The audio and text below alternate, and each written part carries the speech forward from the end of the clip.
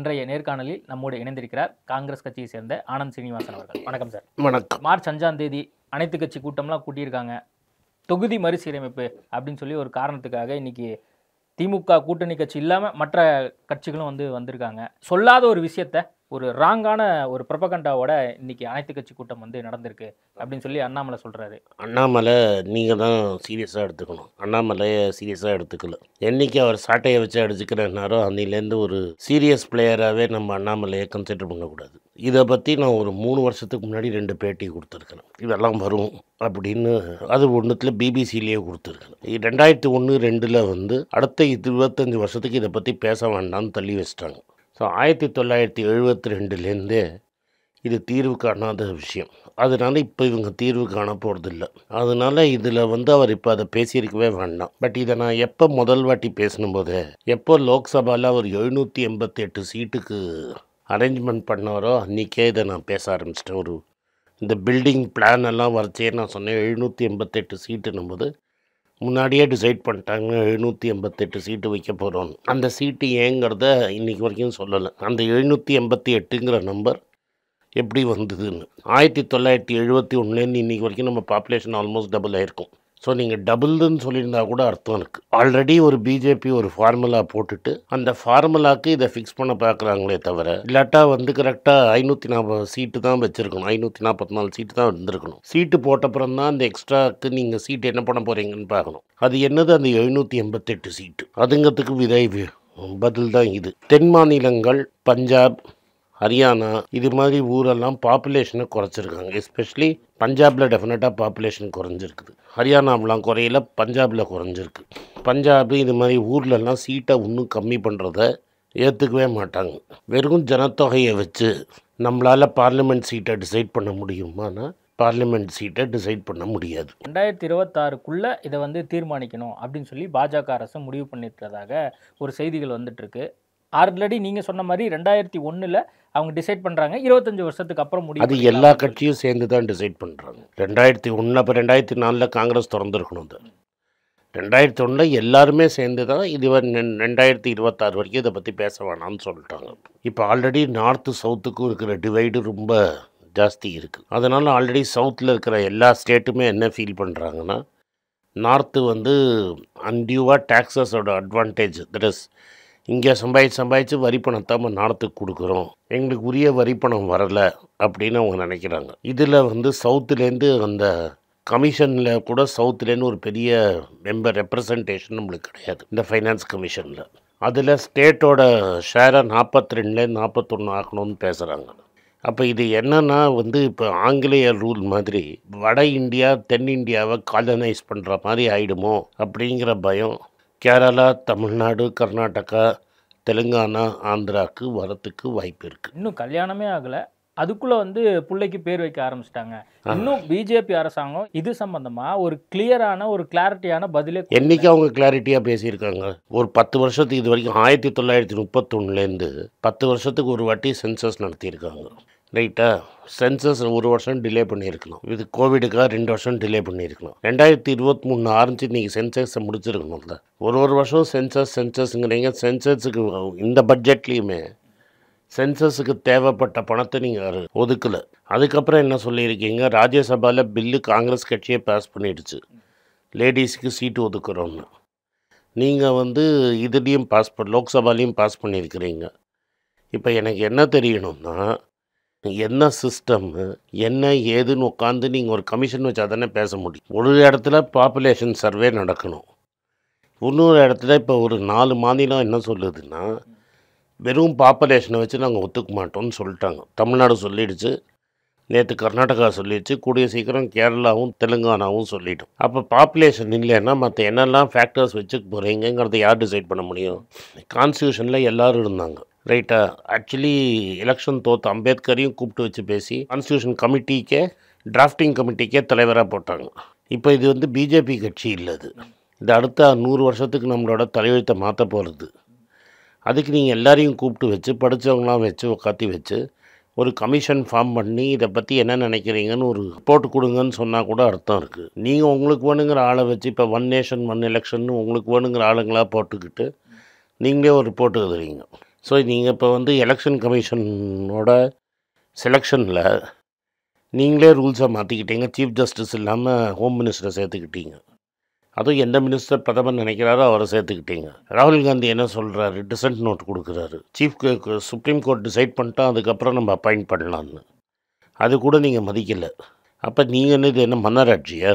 நீங்கள் என்ன பேசுறது? ஸ்ட்ரக்சரே கொண்டு வராம ஸ்ட்ரக்சர் இல்லாமல் நீங்கள் தானே பேசுனீங்க. அமித்ஷா தானே பேசினாரு. நாங்களா பேசணும்? டீலிமிட்டேஷன் இல்லை, ஒரு கமிஷன் போடுவோம், கமிஷன் போட்டப்புறம் தான் அதை பற்றியே பேச போகிறோம்னு சொல்லாமே. அதுக்கு முன்னாடியே ஏன் இங்க கூட்டம் நடத்துறாங்க? அதுக்கு அதுக்கு எதுக்கு முன்னாடியே ஏன் மற்ற மாநிலங்கள் நம்ம எதிர்ப்பு தெரிவிக்கிறாங்க? ஏன்னா நீங்கள் அது மாதிரி பண்ணியிருக்கீங்க. ஒன் நேஷன் ஒன் எலெக்ஷன் அப்படி தான் பண்ணீங்க. இல்ல வட மாநிலங்களே எதிர்ப்பு இல்ல சார். ஏன்னா தமிழ்நாட்டுல வட மாநிலம் எப்படி எதிர்ப்பு இருக்கும்? 80 சீட்டுக்கு 160 சீட்டு வாங்கிட்டு போயிடுவோம்ல அவன். அதிகம் எம்பி சீட்டு கொண்டு வராங்கன்னா அதுல என்ன பிரச்சனை இருக்க போகுது? ஏன்னா நாளைக்கு தமிழ்நாடு சவுத்தே எனக்கு தேவையில்லைன்னுவாங்க. எல்லா ஓட்டும் என்ன வரும்? சீட் எங்கெல்லாம் ஏற்ற போகிறாங்க? உத்தரப்பிரதேஷ், பீகார், ராஜஸ்தான், மத்திய பிரதேஷில், ஜார்க்கண்டில் ஏற்றுவாங்க. அந்த 5 மாநிலத்தை வச்சு இந்தியாவை ஆட்சி பண்ணலான்னு தான் நினைக்கிறாங்க. இது என்னது? India is a union of states. அப்போ ஒரு ஸ்டேட்டுக்கும் நீங்கள் வந்து பங்களிப்பு வேணும். ஒரு இடத்துலேருந்து மினிஸ்டர் இருக்கணும். நீங்கள் என்ன பண்ணுவீங்க? அந்த 5 ஸ்டேட்டில் மட்டும் 100 out of 100 out of 100 வாங்கிட்டு மற்ற ஸ்டேட்டெல்லாம் தோத்துதுன்னா கூட நான் தான் ஆட்சியில் இருக்கேன்னு பேசின்னு இல்ல இருப்பீங்க. இப்ப இப்பயுமே அப்படிதானே இருக்கு. இல்லையே. தமிழ்நாடு அப்படிதானே இருக்கு. சவுத் இந்தியா அப்படிதானே இருக்கு. இல்லையே, எங்களுக்கு வஞ்சிச்சிருக்கீங்களே. எங்களுக்கு உரிய டேக்ஸ் அமௌண்ட் கொடுக்கலையே. எங்களுக்கு உரிய டேக்ஸ் அமௌண்ட் கொடுக்கல. ஹிந்தியை எங்கள் மேலே திணிக்க பார்க்குறீங்க. எல்லாமே பொய்யா பிரச்சாரம் பண்ணி என்ன பொய்? வச்சிருக்கீங்க சொல்லி பணம் கொடுக்க மாட்டேங்க சார். இங்க இருக்கக்கூடிய அண்ணாமலை சொல்றாரு, அண்ணாமலை அமித்ஷா என்னைக்கு சொல்றாரு, உண்மை மோடி சொல்றாரு. அண்ணாமலை என்னைக்கு உண்மை பேசியிருக்கிறாரு? ஸோ அண்ணாமலையோ மோடி டிகிரி எங்கெங்க காட்ட மாட்டேன்னு கோர்ட்டுக்கு போயிருக்காரு. ஆனால் நீங்கள் உண்மையை பேசுகிறாருன்னு சொல்ல முடியாது. உண்மையாக இருந்தால் டிகிரியை காட்டட்டுமே. டிகிரி காட்ட வேண்டாம், அது ராணுவ ரகசியம் அதுக்கு பேசிகிட்டு இருக்காரு. ஸோ அதனால் நீங்கள் அதெல்லாம் எடுக்காதீங்க. இப்போ நீங்கள் ஒரு கமிஷன் ஃபார்ம் பண்ணுங்கள். எல்லா ஸ்டேட்லேருந்து ஆள் போடுங்க. அந்த கமிஷனில் என்னெல்லாம் கண்டிஷன்ஸு, இந்த கண்டிஷன்ஸுக்கு ஒரு மதுவாக எல்லோரும் ஒத்துண்டதுக்கப்புறம் நீங்கள் டீலிமிட்டேஷன் போங்க. சென்சஸ் ஆரம்பிங்க. ஜாதி வரியாக கணக்கெடுங்க. எந்தெந்த ஜாதி எவ்வளோ இருக்குன்னு பார்த்துடலாம். இருக்கிற சீஃப் ஜஸ்டிஸ் கோர்ட்டில் வந்து எவ்வளோ பிராமண ஜட்ஜ் இருக்கான், எவ்வளோ மற்ற ஜட்ஜ் இருக்கான்னு பார்த்துடலாம். இப்போ தான் 75 வருஷத்தில் எல்லோரும் படித்தாச்சு. இப்போ நீங்கள் இதெல்லாம் காம்பசிஷன் பார்த்துடலாமே. எந்தெந்த ஆள் எவ்வளோ இருக்கான், யார் யார் பதவியில் உட்காந்துட்ருக்கான்னு நம்ம பார்த்துருவோமே முதல்ல. இப்போ உங்களுக்கு தான் பயம் இல்லை, அண்ணாமலைக்கு பயம் கிடையாது. இப்போ நீங்கள் எடுத்து காட்டுங்களேன். எந்தெந்த கம்யூனிட்டியில் எவன் ஜட்ஜாக இருக்கான், எவன் எலெக்ஷன் கமிஷனராக இருக்கிறான், எவன் எந்த போஸ்ட்டில் யார் இருக்காங்க, எந்த ஜாதி எவ்வளோ இருக்குது, எவ்வளோ மக்கள் இருக்காங்க, மக்கள் தொகை, அதெல்லாம் எடுத்தப்புறம் நம்ம ஒரு கமிட்டி ஃபார்ம் பண்ணி பேசுங்களேன். இல்ல இப்ப தமிழ்நாட்டுல அதிக எம்பி நான் இந்தியா ஏதாவது நம்மளுக்கு ஏதாவது பிரச்சனை நம்ம டெஃபினட்டாக இருக்குது. ஏன்னா நம்மளை அடிமை நாடு மாதிரி நடத்துவாங்க. டெஃபினட்டாக நடத்தும். இன்றைக்கே நம்மளுக்கு வந்து சேர வேண்டிய உரிய பணத்தை கொடுக்கறது கிடையாது. நீங்கள் வந்து எலக்ட்ரிசிட்டியில் ஃப்ரீயாக கொடுத்தீங்கன்னா இப்போ கடன் வாங்க முடியாதுன்னு சொல்கிறீங்க. சரியாக ஜிஎஸ்டி பணத்தை ஒழுங்காக கொடுக்காம டிலே பண்ணுறீங்க. ஸ்டேட்டோட ஷேர் ஆஃப் ஃபண்ட்ஸை ஒழுங்காக கொடுக்கறது இல்லை. அதுக்கப்புறம் நீங்கள் டெஃபிசிட் இவ்வளோ சென்ட்ரல் எவ்வளோ வேணால் கடன் வாங்கிக்கலாம், ஸ்டேட்டு கடன் வாங்கக்கூடாதுன்னு கேரளா ஆல்ரெடி கோர்ட்டுக்கே போயிருக்கு. கடன் வாங்குறதுல நிறுத்துறீங்க. கொடுக்க வேண்டிய பணத்தை கொடுக்க மாட்டேங்கிறீங்க. இப்போ கமிஷனில் சொல்கிறீங்க 42% and 41% ஆக்குங்கிறீங்க. இது எல்லாமே அகேன்ஸ்ட் ஸ்டேட்டாக இருக்குது. நான் இத்தனை நாளும் ஹிந்தி படிங்கன்னு 75 வருஷமாக காங்கிரஸும் சொல்லியிருக்கு. ஆனால் என்றைக்குமே காங்கிரஸ் சொல்லலை. பிடிஆர் ஒரு இன்டர்வியூவில் சுற்றி காமிச்ச மாதிரி நீங்கள் ஹிந்தி 3 லாங்குவேஜ் படிக்கலைன்னா உங்களுக்கு பணம் கிடையாதுன்னு சொல்ல, படிங்கன்னு சொல்லிவிட்டு ஒரு அட்வைசரியாக விட்டாங்க. அதுக்கப்புறம் அது ஸ்டேட்டோட டெசிஷன். இப்போ இவங்க என்ன சொல்கிறாங்க, நீங்கள் என்இபியில் 3 படிக்கலைன்னா உங்களுக்கு பணம் கொடுக்க மாட்டேன்னு சொல்லத்தான் தான் நம்ம சண்டை வரும். இந்த மாதிரி பொய்யான பிரச்சாரம் என்ன அவன் தானே சொல்லிட்டப்பா, உங்கள்கிட்ட பொய்னா பணம் கொடுத்தாச்சுன்னு ஒரு ப்ரூஃப் காமிங்க. ஆயில் பாண்டை கிடைக்க தான் நாங்கள் ரேட்டு ஏற்றினோமாங்க. நாங்கள் பட்ஜெட்லேன்னு எடுத்து காமிச்சேன் எவ்வளோ ஆயில் பாண்டு பெண்டிங்காக இருக்குதுன்னு. ரைட்டுங்களா? இது வரைக்கும் பிஜேபி ஒரு நாளைக்கு உண்மையே பேசினது கிடையாது. அப்போ எதுக்கு எங்கள் பணத்தை பிடிச்சி வைக்கிறீங்க ஸ்டேட்டுக்கு? நீங்கள் என்ன சர்வசிக்ஷா அபியான்னு ஒன்று இருக்குது, அதை பேரை மாற்றி வச்சுருக்காங்க இப்போ ஏதோ எஸ்எஸ்ஏன்னு. அது மூலமாக தமிழ்நாட்டுக்கு வர வேண்டிய பணத்தை நீங்கள் என்இபி கையெழுத்து போட்டால் தான் கொடுப்பேன்னு எஜுகேஷன் மினிஸ்டர் சொல்லியிருக்கிறாரு. ஆன் ரெக்கார்ட் சொல்லியிருக்காரு. இல்லை என்ன பொய் பிரச்சாரம் இருக்குது? அந்த என்இபியில் எங்களுக்கு என்ன ப்ராப்ளம்? புதுசா ஒரு ஸ்கீம் கொண்டு வராங்க. அந்த ஸ்கீம் வேண்டாம் அம்மா எடுக்கணும். ஏன் அந்த ஸ்கீமுக்காக தான் அந்த அமௌண்ட்டே ஒதுக்குறாங்க. அப்படிலாம் கிடையாது. இல்லை கதையை கட்டுறீங்க. இல்லையே சர்வசிக்ஷா அபியான் ஒழுங்காக படிங்க. காங்கிரஸ் கவர்மெண்ட்லேயும் வாஜ்பாய் கவர்மெண்ட்லேயும் வந்தது. டீச்சர் சம்பளம் கொடுக்கறதுக்காக மட்டும் கொடுங்க. ஸ்டேட்டில் இன்ஃப்ராஸ்ட்ரக்சர் டெவலப் பண்ணுறதுக்காக அதை யூஸ் பண்ணிக்கோங்க.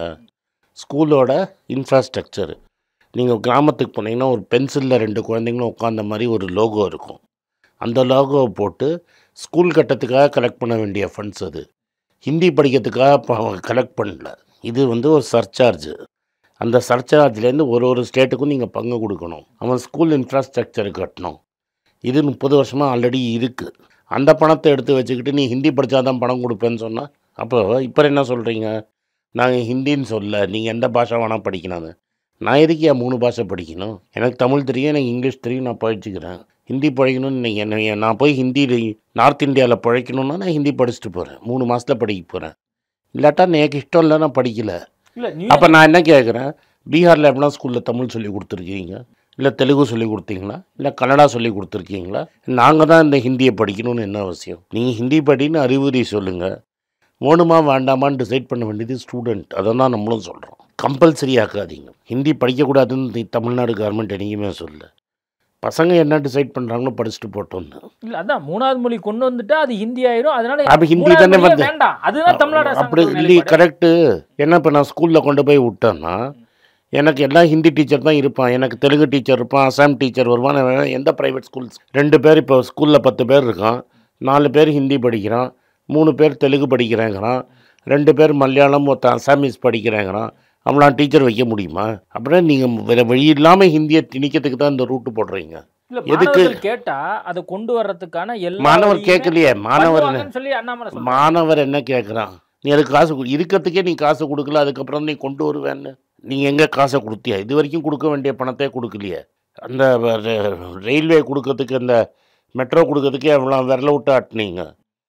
கோவிடுக்கு வேக்சின் கொடுக்க வேண்டிய காசை நீ வந்து என் ஃபோட்டோவை கோவிட் வேக்சினை போட்டால் தானே கொடுப்பேன்ன. இது ரெக்கார்டே இருக்குது இல்லை? கோவிடு மொத்தம் தான் செத்துன்னு இருக்கிறான், வேக்சினில் என் ஃபோட்டோ போட்டால் தான் கொடுப்பேன்னு சொல்லியிருந்த கவர்மெண்ட் தானே இது. பிஎம் கேர்ஸில் எவ்வளோ கலெக்ட் பண்ண, எவ்வளோ ஸ்பெண்ட் பண்ணன்னு கணக்கு கொடுத்தியா? பிஎம் கேர்ஸ் கணக்கு இல்லை. பிரதமர் டிகிரி பற்றி கேஸ் போட்டு வச்சுருக்கிற, என்னது ஒழுங்காக பேசியிருக்கிற இது வரைக்கும்? இங்கேருந்து அப்புறம் அங்கே போனால், வெளிநாட்டுக்கு போனால் இந்தியர்கள்லாம் அங்கேயே வந்து ஸ்பான்டேனியஸாக வெல்கம் கொடுப்பாங்கன்னு பார்த்தா ஒருத்தர் ஆர்டிஐயில் போட்டு எடுத்துருக்கிறாரு. இங்கேருந்து நம்ம கவர்மெண்ட் பணத்தை செலவு பண்ணி வெளிநாட்டில் ஆள் மீட்டிங் ஆர்கனைஸ் பண்ணிகிட்டு இருக்கீங்க. எலான் மஸ்கை எந்த கெப்பாசிட்டியில் பார்த்தார் அவர்? ட்ரம்ப் சொல்லிட்டார் அவர் கவர்மெண்ட் கெப்பாசிட்டியில் நாங்கள் பார்க்க சொல்லன்ட்டார். ஒரு தேசிய பிரதமர் ப்ரைவேட்டாக பார்க்குறோன்னா தனியாக பாரு. ஐஎஃப்எஸ் ஆஃபீஸரு, மினிஸ்டரு ஃபுல்லாக ஒரு ப்ரோட்டோக்காலில் உட்காந்துட்டுருக்கான் ஒரு சைடில். ஒன்று எலான் மஸ்க்கு, அவங்க பொண்டாட்டி கூட கிடையாது, கேர்ள் ஃப்ரெண்டோட ஃப்ரெண்டு, ஆயா, 4 குழந்தைங்கள பார்க்குறது தான் இந்திய பிரதமரோட வேலையா? அப்போ இந்திய பிரதமரோட வேலையை கௌரவத்தையே குறைச்சவங்க நீங்கள். நேரு பார்த்தாரா, இல்லை வாஜ்பாய் பார்த்தாரா, யார் பார்த்தா? மொராஜி தேசாய் பார்த்தாரா? இல்லை, உலக நாடுகள் ஃபுல்லாக வந்து பிரதமர் மோடியை வந்து அது நீயா சொல்கிறது தானேப்பா. எலான் மஸ்கை நீ எதுக்கு பார்த்த? ட்ரம்ப்பை பார்த்தா ஒத்துக்கலாம், எலான் மஸ்கை எந்த விதத்தில் பார்த்த? தப்பு தான். எனக்கு ஒரு ப்ரைவேட் சிட்டிசனை நீ தனியாக 4 எல்லா கவர்மெண்ட் அஃபீஷியலும் வச்சு ஏன் பார்த்த? இல்லை, எலான் மஸ்க் சாதாரண ஆள் தானே அவர் சொல்கிறார், நான் சொல்லலையே, ட்ரம்ப் தானே சொல்கிறாரு. நீ சாதாரண ஆள் சொல்லணுமா, இல்லை ட்ரம்ப் சர்டிஃபிகேட் கொடுக்கணுமா? ட்ரம்ப் என்ன சொல்கிறாரு? கவர்மெண்ட் சார்பாக நான் பார்க்க சொல்லங்கிறாரு. அப்போ யார் சார்பாக பார்த்து நீ? அப்புறம் இங்கே சொல்கிற நான் 15% டியூட்டி குறைப்பேன்னு. ஏன் குறைக்கிற? இத்தனை நாள் 100% இருந்த கார் டியூட்டியை நீ ஒரு தனி நபராக போய் பார்த்துட்டு வந்துட்டு அவர் கம்பெனிக்கு மட்டும் 15% டியூட்டி குறைக்கிறேங்கிற. இதெல்லாம் பார்க்கும்போது நீ உண்மையை பேசுவேன்னு எப்படி நம்புறது? நீ ஜான்வரியில் இப்போ எல்லா இடத்தையும் ரெக்கார்டு இருக்குது. எலெக்ஷன் முன்னாடி என்ன சொன்னீங்க? ஜூன் 21 எல்லாம் ஸ்டாக் வாங்குங்க, ஸ்டாக் வாங்கினீங்க நல்லா ப்ராஃபிட் பார்க்கலான்னு பிரதமரும் சொன்னார், அமித்ஷாவும் சொன்னார், ரெக்கார்டு இருக்குது. இன்றைக்கி எந்த முகூர்த்தத்தில் சொன்னாரோ அதுக்கு 2 மாதத்துலேருந்து மார்க்கெட் இறங்கி இன்றைக்கி எல்லாருக்கும் நஷ்டத்தில் இருக்குது. நான் அவருக்கு ரொம்ப லாயலாக இருக்கிற வீரேந்திர செவாகே ட்வீட் போட்டிருக்காரு. பிரதமர் வந்து சொல்லத்தானே நான் ஸ்டாக் வாங்கினேன், அதுலேருந்து இப்போ 1 கோடி ரூபா போட்டேன். அவர் போட்ட சமயத்திலே 20% இறங்கிடுச்சு. இன்றைக்கி அதுலேருந்து இன்னொரு 30% இறங்கிடுச்சு. 1 கோடி ரூபா போட்டது நீங்கள் 50 லட்ச ரூபா ஆகிடுச்சுன்னு அவர் சொல்லியிருக்கிறாரு. அதுக்கு பதில் சொல்ல இவ்வளோ பேசுகிறாருல அண்ணாமலை, வீரேந்திர செவாக் ட்வீட்டுக்கு பதில் சொல்லு. இல்லை வீரேந்திர செவாக் போய் சொல்கிறான்னா? ட்வீட்டில் பிரதமரோட ட்வீட், இப்போ நீங்கள் வந்து நேஷ்னலைஸ் பேங்க் ஷேர்ஸை வாங்கினா நல்லா இருக்கும், நல்லா எஃபிஷியண்ட்டாக இருக்கும்னு. அங்கேருந்து இங்கே 40% விழுந்துச்சு. 100 ரூபா ஷேர் 60 ரூபா ஆகிடுச்சு. பிரதமர் அதுக்கு அண்ணாமலை இப்போ பிரதமர் உண்மையை பேசினாரா போய் பேசினாரா? எல்லாம் ஸ்டாக் வாங்குங்க, ஸ்டாக் வாங்கினா லாபம் சம்பாதிக்கலாம் அப்படின்னு பிரதமர் சொன்னார், ஹோம் மினிஸ்டர் சொன்னார். போட்டவன் தான் வெள்ளத்துண்டை போட்டு உட்காந்துன்னு இருக்கிறான் இன்றைக்கி தலையில். அது வந்து பிரதமர் அப்போ உண்மையை சொன்னாரா பொய் சொன்னாரா? நீங்கள் ஸ்டாலின் சார் பொய் சொல்கிறாருங்கிறீங்க. இப்போ பிரதமர் சொன்னது எல்லா வீடியோலையும் போட்டு காமிச்சுன்னு இருக்கிறான்.